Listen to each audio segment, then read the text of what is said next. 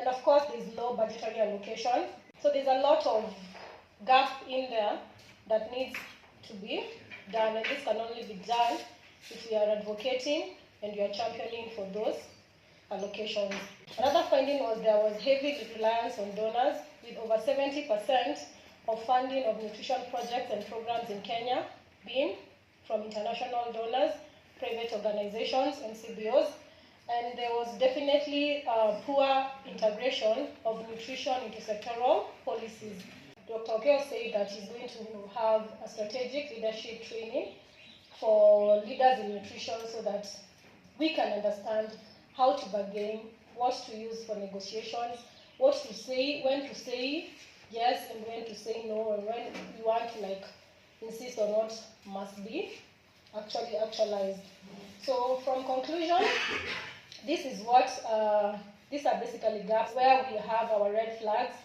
There's very limited nutrition funding in the country from both national and county governments. There's also over-dependence on external funding. I don't know if this is going to stop anytime soon because we are a third world nation, but we are hoping as we stretch towards development, we're also going to actually ask those in leadership to ensure that they are allocating a significant amount of the budgetary allocations to nutrition to avoid the skewing of data because of pleasing our donors. And then there's, of course, the poor policy integration of nutrition and nutrition-specific stakeholders. And there's also exclusion of nutrition professionals. As I said about the CHPs, we have a good number of our professionals at home. I remember in my attachment, when I was doing my community attachment, I did that for 1 year.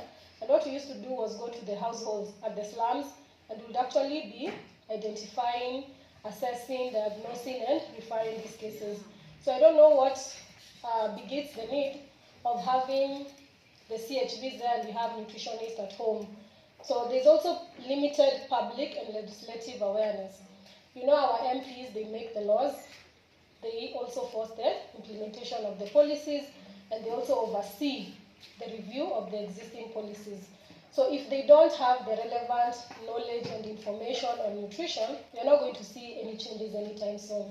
So as you go back, when you interact with your MP, when you interact with your MCA, if you meet them anywhere, try as much as you can to throw in a word or two about the importance of nutrition, because people cannot change what they don't know. What are the strengths that we can actually capitalize on as nutritionists? We can definitely strengthen advocacy by the importance of having the right facts when you're talking to that minister, when you're talking to your PS, when you're talking to your MCA. And again, of course, we need to ensure that you're also up to date with data, because data influences decisions. And then, of course, we need to carry out targeted campaigns, targeting our MPs, our MCAs. I don't know how this will be structured, but it needs to be done if we are to see any changes in nutrition. And as we do that, we protect our existing laws, because the Constitution of Kenya, the Health Act, and the Nutrition Act actually protect nutrition. So we need to make sure that we come out clearly when you're talking about the campaigns. And of course, it's foster collaborations to leverage strengths in all the sectors involved in nutrition. We cannot ignore the roles of our partners. We cannot ignore the role of the Ministry of Health. We cannot ignore the role of the county governments. We cannot even ignore the role of the nutrition professionals themselves. So we have to make sure that we are working with all. So thank you. That was it.